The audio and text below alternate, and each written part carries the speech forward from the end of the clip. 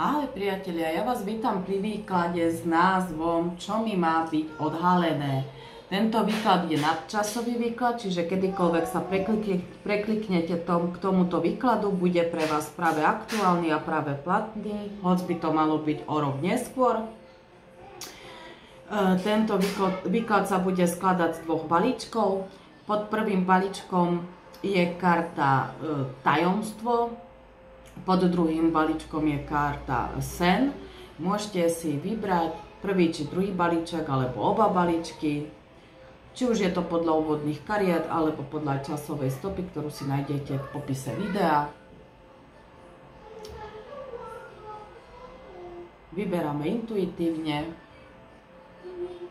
No a ja si myslím, že sa môžeme presunúť k výkladu. Začíname s balíčkom číslo 1 a to s tajomstvom. Ahoj priatelia, vítam všetkých vás, čo ste si vybrali balíček číslo 1, alebo teda tajomstvo. Poďme sa pozrieť, čo je pre vás. Ešte raz, výklad je s názvom Čo mi má byť odhalené, je to nadčasový výklad, samozrejme všeobecný.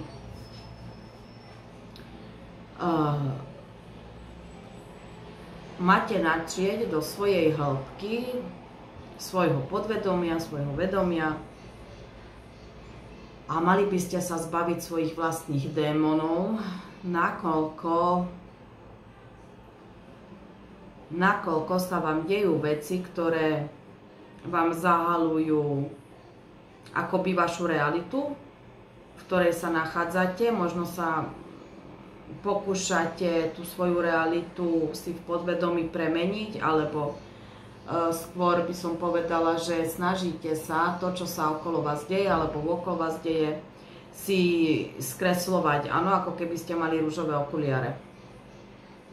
Je čas zahodiť tieto ružové okuliare, je čas nazrieť do svojho vnútra, je čas zahodiť všetky masky, je čas proste spretrhať veci, ktoré nefungujú, takisto vzťahy, akékoľvek vzťahy, nielen partnerské. Je čas ako keby je čas na to začať si veriť, je čas na to zahodiť teda tie masky, ako som už spomínala. Mali by ste v sebe objaviť svoju vlastnú silu a svoju krásu, mali by ste sa postaviť sami pred seba bez tej masky pomyselnej, ktorú človek nosí, pretože sa nechce sťažovať, pretože nechce vyhrocovať situáciu tým, že bude ako keby píchať do osieho hniezda. Je čas jednoducho zbaviť sa všetkého zlého, čo vás ovplyvá, čo je okolo vás. Pokiaľ je to vzťah vzťahu, pokiaľ je to práca, v ktorej sa vám nedarí a cítite sa tam zle, tak tej práce. Dôležité je zahodiť všetky strachy a vydať sa na novú cestu. Táto cesta samozrejme spočiatku bude bolestná, bude plná aj ľútosti, by som povedala, ale zaručenie, keď pustíte všetko staré, čo vás zužuje, čo vás trápi, či už je to situácia, alebo sú to ľudia, tak k vám bude môcť prísť čosi nové, čosi lepšie. Všetci vieme, že keď uzavrieme jednu kapitolu v živote, tak nám začne nová kapitola. A tá vaša nová kapitola má veľmi, ale veľmi pekný obsah. Takže pokiaľ vy budete zotrvávať v niečom, čo vám už viac nevyhovuje, čo vás ničí, čo vás deptá, čo vás psychicky ubíja, nebudete môcť otvoriť tú novú kapitolu, ktorá má naozaj veľmi krásny obsah. Takže celé je to vo vašich rukách, ako vlastne naložíte s tou situáciou, v ktorej sa vy momentálne nachádzate. Čo sa mňa týka a takej tej rady pre vás, rozhodne by som vám veľmi rada chcela povedať, že je dôležité začať si viacej dôverovať, veriť sám seba, byť viac asertívnejší, nebať sa prejaviť, nebať sa otvoriť si ústa, nebať sa stáť si za svojím názorom, nebať sa chcieť od života viac, nebáť sa toho, že túžite potom mať sa lepšie, pretože ja si myslím, že každý jeden človek na tejto zemi si to zaslúži. Aby sa mal dobre, aby bol šťastný v živote, pretože ja si myslím, že sme sa na tento svet nenarodili preto, aby sme trpeli akýmkoľvek spôsobom. To, že je niečo ťažké, neznamená, že to je nemožné. Dôležité je začať si veriť a pevne si nejakým spôsobom zadať svoje stanovisko, nejaký cieľ a ísť si proste za tým svojím cieľom, za tou svojou víziou a vám sa to aj podarí. Dôležité je zahodiť strach, nebať sa toho, aké to bude ťažké, nebať sa toho, koľko komplikácií to prinesie, nebať sa toho, že veci nie sú jednoduché a nejdu ako po masle. Nič v živote nejde ako po masle, nič nie je jednoduché. Nikto nepovedal, že je ľahké žiť život, nikto nepovedal, že je ľahké bojovať, nikto nepovedal, že veci k nám prídu samé od seba, bez toho, aby my sme sa pričinili, že o to niečo, po čom túžime. To nikto netvrdí. V živote je nutné zabojovať, takisto sa postaviť sám za seba, to bož za svoju rodinu, za svoje deti. Ale čo je veľmi, podľa mňa, podľa môjho názoru dôležité je dôverovať sám v seba. Tam, kde celý svet vám nebude veriť, je dôležité, aby vy ste si verili, aby vy ste sami za seba bojovali a uvedomili si, že pokiaľ vy nebudete šťastní v živote, ani tí vaši blízky nebudú šťastní v živote. Všetko sa odvíja od vás, od vášho blaha, od vášho pocitu šťastia, od takej tej sebalásky, pretože pokiaľ ja chcem, aby ma milovali, musím sa milovať a na to, aby som sa ja dokázala milovať, musím sa prijať taká, aká som, bez tých masiek, ako som už spomínala a samozrejme s tým dobrým i s tým zlým prijať svoje chyby, ktoré neviem alebo nechcem zmeniť, tak ich akceptovať, stotožniť sa s tým, že som taká a žiť tak, ako chcem. Tí správni ľudia pri vás zostanú a noví správni ľudia, ktorí patria do vášho života, k vám aj prídu. Pokiaľ zvládnete tieto zaťažkávajúce situácie, v ktorých sa momentálne nachádzate a zvládnete ich tak, že sa im postavíte čelom, nebudete pred nimi utekať, nebudete si dávať rôzne masky na tvár, tak si vybojujete harmóniu, pokoj, kľud a šťastie a ja si myslím, že potom práve túžite, pretože presne toto vám chýba. Čo sa týka vzťahov alebo aj financií, drahí priatelia, dôležité je akceptovať samých seba, ako som už spomínala, potom k vám príde aj partner, ktorý vás bude akceptovať, ktorý si vás bude vážiť a bude vás milovať. Všetko sa to ale nachádza v tej novej kapitole vášho života. Takisto aj taký ten finančný blahobyt. Netvrdím, že teraz sa stanete milionármi a každý jeden z vás vyhrá nejaký jackpot, ale nikto nebude trieť núdzu, nebojte sa, do hrnca bude čo dať a budete mať z čoho žiť. V tej novej kapitole životnej sa ako keby vyslobodíte, nájdete vlastný vnútorný pokoj, kľud, harmóniu, začnete sa seba realizovať, začnete byť viacej ponorení do seba, viacej samých seba spoznávať, viacej samých seba milovať.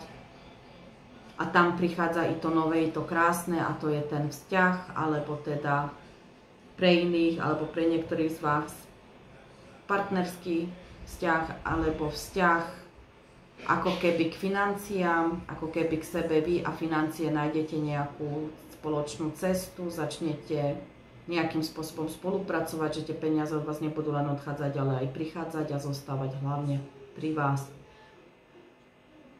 Takže pre balíček číslo 1 s kartou tajomstvo mám takýto vzkaz. Snáď by som len zopakovala, že je to nadčasový výklad a všeobecný výklad. Ja vám ďakujem za vašu pozornosť a teším sa na vás niekedy inokedy.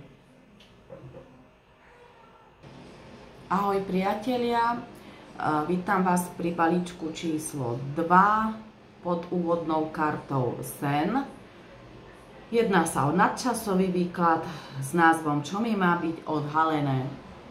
Takže poďme sa pozrieť na to, čo si pre vás karty pripravili. Drahí priatelia,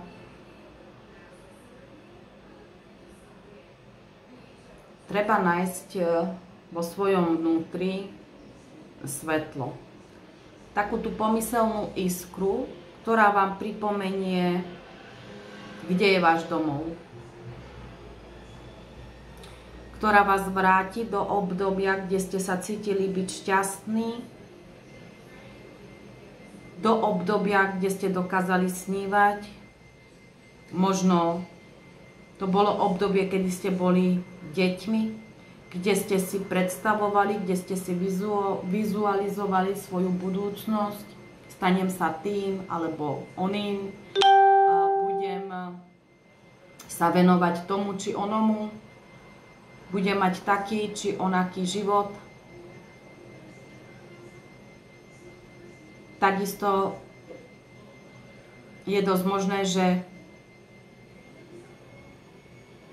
ten pocit takého toho, neviem kam patrím, neviem akou cestou sa vydať, neviem ako ďalej.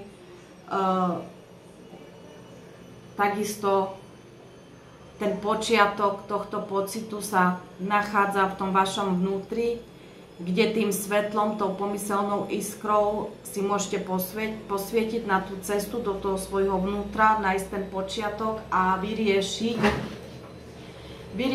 to, prečo vlastne vo vás takýto pocit emočný vznikol.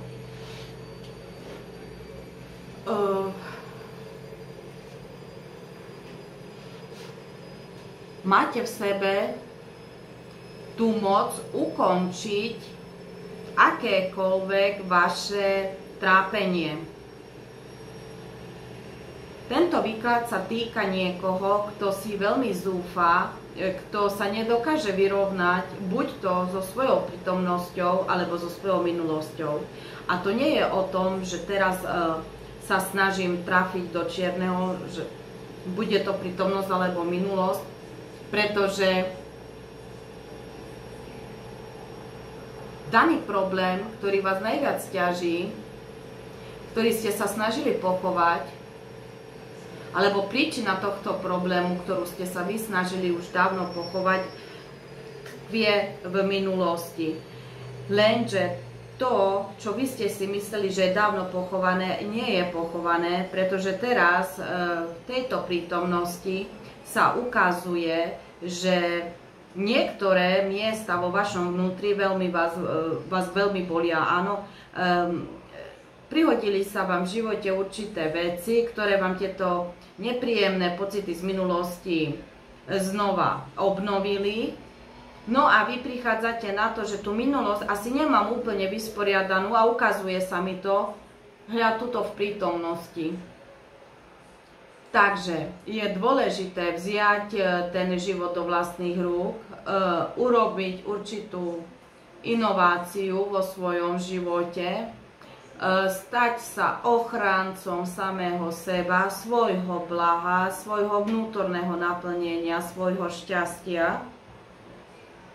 Nedovoliť už nikdy nikomu, aby sa vám nejakým spôsobom mohol votrieť pod kožu, mohol s vami manipulovať alebo iným spôsobom vám ubližovať. Čo je pre vás veľmi dôležité vedieť, že sila tkvie vo vašom vnútri. Vy ste dostatočne silní na to, aby ste vyharmonizovali svoje vnútro, dali sa takzvané dokopy, utriedili si myšlienky,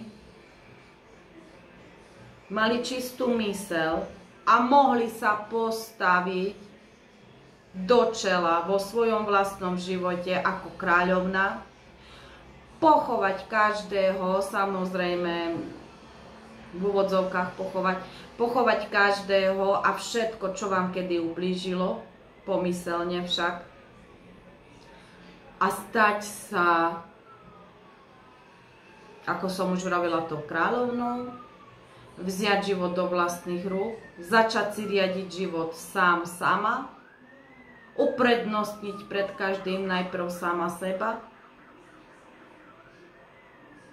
a začať konečne zbierať také tie plody toho šťastia, plody krás, ktoré nám život dáva. Treba si hlavne uvedomiť, čo je pre vás to najlepšie. Pokiaľ ste v trojuholníkovom vzťahu, stojí mi za to byť tretia osoba, alebo stojí mi za to nechať sa podvádzať, stojí mi za to byť podvádzaním, stojí mi za to podvádzať svojho partnera, svoju partnerku. Prepustite to, čo je podľa vás nesprávne, čo je podľa vás zlé vo vašom živote. Zharmonizujte sa a všetky problémy, všetko, čo vás ťaží, sa ako mávnutím prútika zbortí. Nemusíte mať strach, obavu. Pokiaľ sa rozhodnete ukončiť čosi vo svojom živote, nemajte z toho strach, pretože žiadnu tragédiu to neprinesie, práve naopak prinesie to vyslobodenie. Pokiaľ sa snažíte alebo sa rozhodnete postaviť sa za seba, zabojovať za seba, nebojte sa, neprináša to tragédiu, práve naopak privedie vás to k tomu snu, ktorý už od pradávna v sebe nosíte. Ochrana tu je pre vás, daná zhora, a vy prídete i sami na to, že sa dokážete sami ochrániť, sami ubrániť a sami dokážete také tie zdravé, chutné plody života do svojho života aj pritiahnuť, áno, aby ste viac nepociťovali také tie plitké emócie, ale aby vás ovplyvala láska, harmonia a šťastie. Tak, na moje prekvapenie oba výklady sú krátke, takže sú si aj dosť podobné, by som povedala. Pokiaľ ste zvedaví aj na balíček číslo 1, kľudne si ho pozrite, netrvá dlho. Ja sa s vami lúčim, odo mňa je to všetko. Budem sa na vás tešiť niekedy inokedy. A budem vám držať peste, aby ste našli svoj kľud, svoj pokoj, svoju harmóniu. Pokiaľ máte návrh na nejaký výklad, prídete s nejakou témou na nový výklad, budem rada, ak sa mi ozvete v komentári alebo na mojej mailovej adrese. Všetko sa dočítate v popise videa, takže ešte raz ďakujem a majte sa krásne.